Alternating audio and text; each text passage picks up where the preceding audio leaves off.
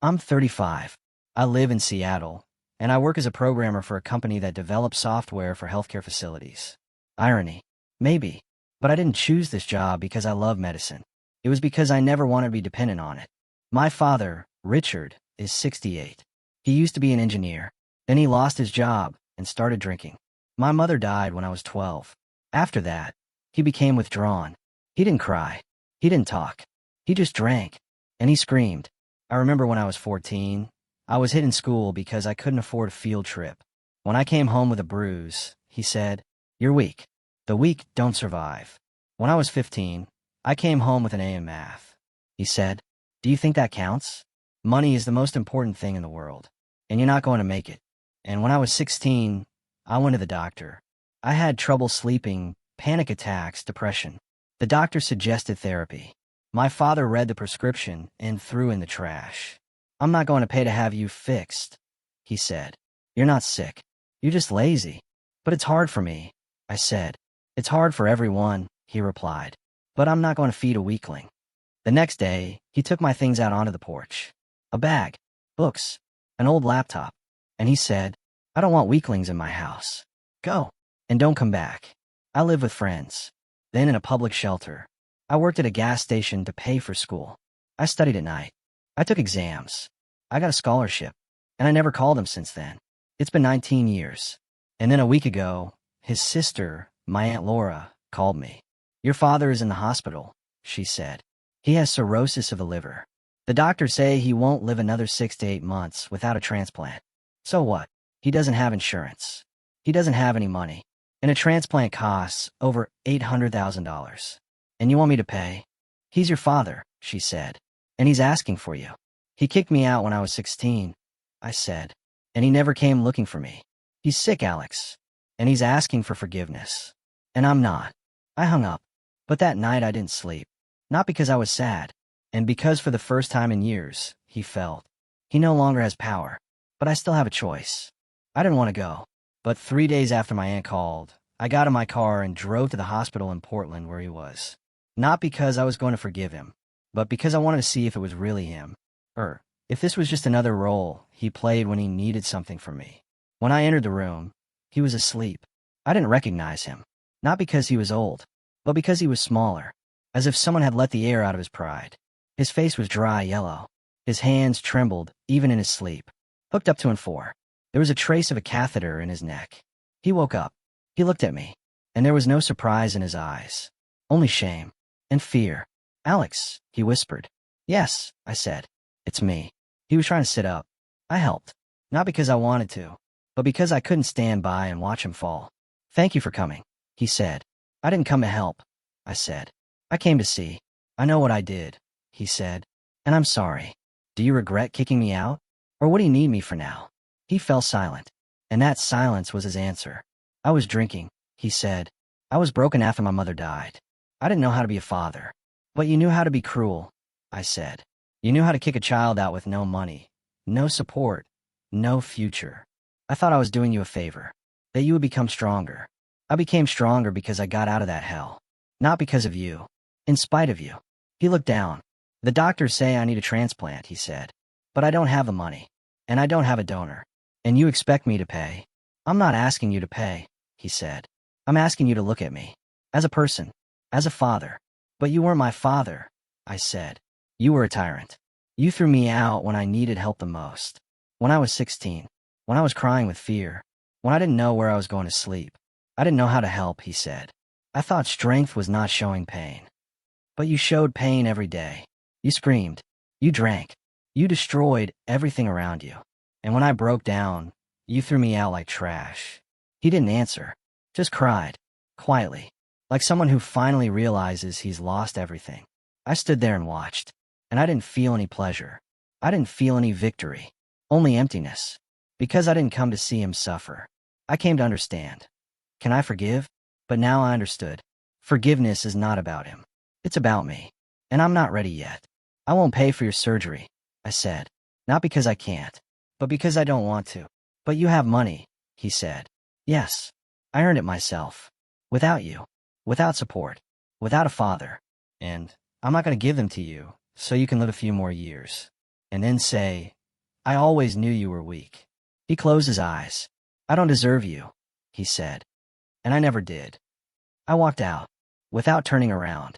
But as the door closed, I heard him whisper, I'm sorry. I didn't stop. I didn't answer my phone for 3 days. Not because I was angry, but because I was afraid that if I said a word, I would break down, or do something I couldn't take back. Then Aunt Laura called. I saw him after your visit, she said. He didn't sleep all night. He just stared at the ceiling. So what? He said, I don't deserve his forgiveness. But I'm glad he came. I was silent. Alex, I know what he did. But I didn't know everything. He said you left on your own. That you didn't want to live with him. That you were in the school shelter because you were better off there. That's a lie. Yes, she said. And I understand now. But he kept it a secret for years. No one in the family knew he had kicked you out. They thought you just disappeared. And now they want me to save him. Not everyone. But I do. Not because he deserves it. But because you don't deserve to carry this pain inside. I don't carry the pain, I said. I've moved on. But you haven't let go yet, she said. Because if you did, you wouldn't care. And you came. You looked into his eyes. You heard him ask for forgiveness. So what? He can beg until he dies. It won't bring me back to my childhood. No, she said. But it might give you a chance to close this. Not for his sake. For your own sake. I didn't answer. 2 days later, she came to my place. Unannounced. Just standing by the door with a thermos and an old photo album. Can I? I nodded. She sat down on the couch. She opened the album. The first page was me, about 4 years old, standing with my father on my shoulders, smiling. He loved you, she said, in his own way, painfully, cruelly, but he loved you. When your mother died, he stopped sleeping. He walked around the house, held her dress. He talked to her, and then he started drinking, and he lost control. But he didn't lose control when he kicked me out, I said. He did it on purpose, with calculation, like an order. Yes, she said, and that's irreparable. But he's not asking you to forget. He's asking you to let him die without fear, that the last thing he did in his life was destroy you. What about my life? I asked. Who let me live without fear? Who told me I wasn't weak? Nobody. I did it myself. And that's why you're strong, she said. But strength isn't always armor. Sometimes strength is the ability to say, I'm not afraid of you anymore. She took a document out her bag. This is an application to be added to the donor list. He submitted that if something happened, his organs could help others. But he couldn't get on the transplant list without a financial guarantee. Do you want me to pay? I want you to think. Do you want to be the one who allows death because of the past? Do you want to be the one who makes a choice, even if it's not about forgiveness, but about humanity? I took the document. I read it. And in that moment I understood. They're not asking me to love him. They're asking me not to become him. But I didn't know if I could share the money and the soul. Can I help and not lose myself? A week later, I called the Cirrhosis Support Fund. I asked if there were alternative programs. Can I get help through charity? They said yes, but the waiting list is 2 years. And he is 6 months. I set a condition. If the fund accepts him into the program, I will cover 50% of the cost of treatment. Not as a son, not as a slave to the past, but as a person who decides what kind of world she wants to see. The fund agreed, but said he must confirm participation and say whether he wants to live. I called the doctor. He said he is crying, but he says I don't deserve it. But if someone gives me a chance, I will try. I didn't want to pay, but I couldn't just say yes, because if I did, it wouldn't be helping. It would be confirming that his behavior had no consequences, that he could ruin a life and then just ask, and everything would be fixed. So I made a decision, and I called Aunt Lori. I'm ready to help, I said, but with conditions. What conditions? First, he has to publicly admit that he kicked me out of the house when I was 16. Not we had a fight. Not he left on his own. Namely, asterisk, I took his things out on the porch and told him not to come back. Asterisk, Alex. Second, he has to apologize to the whole family. Not to you, not to the doctors, but to everyone who thought I just disappeared. And say, I was cruel, I was weak, and I ruined my own son's life. That's too much, she said. He's sick. He's in the hospital. And I was lying on a bench in a shelter, I said. And no one said it was too much. But he can refuse. And then he'll die. Then he'll die with his truth, I said. And I don't want to live with a lie. I didn't hear anything for 3 days. Then Laura wrote, "He agrees. But he asked that you be present." I didn't want to. But I knew that if I didn't come, it wouldn't be the end. It would be another escape. I arrived at the hospital on the appointed day. There were 6 people in the room. Laura, his 2 brothers, his former colleague, his mother's sister, my maternal grandmother, and me. The doctor turned on the recorder. The father was sitting in bed, hooked up to monitors. He asked me to pick him up. They help him up. "Thank you for coming," he said. "I have no right to apologize. But I want to tell you the truth. The truth I've been hiding for years." He paused. He looked at me. "My son, Alex, when he was 16, he had mental health issues. He went to the doctor. I didn't believe it. I thought he was looking for attention, that he was weak. And one day I took his things out onto the porch. I said, asterisk, I don't want weak people in my house. Go. And don't come back. Asterisk. He left. And I never looked for him. Never called. Never asked if he was alive. I told everyone he left on his own. That he didn't want to live with me. That was a lie. I was a father who was supposed to protect. But I became the one who destroyed. And if you, my family, want to continue to respect me, know that I am not worthy of it. But if any of you can forgive me, I will accept it as a mercy I do not deserve."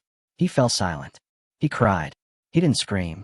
He just cried, like someone who has finally let go of something that has been holding him back for years. The room was silent. Then Grandma came over. She hugged him.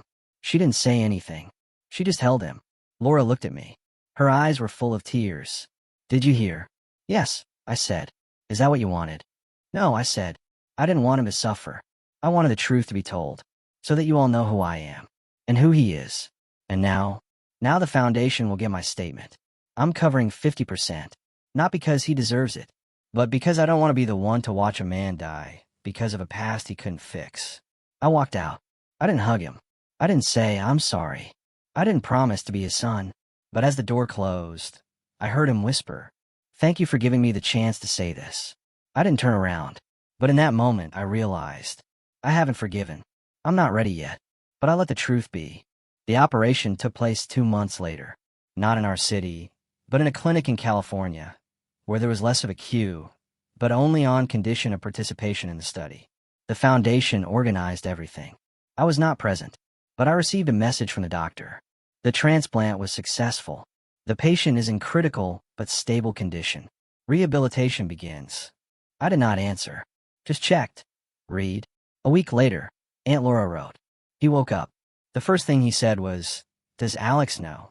I answered, "Yes, I know." I did not add anything else. He spent the next 4 months in a rehabilitation center. He was treated. He worked with a psychologist. He did not drink. He did not scream. And every week he wrote a short letter. Not to me, but to a support group for parents who had lost touch with their children.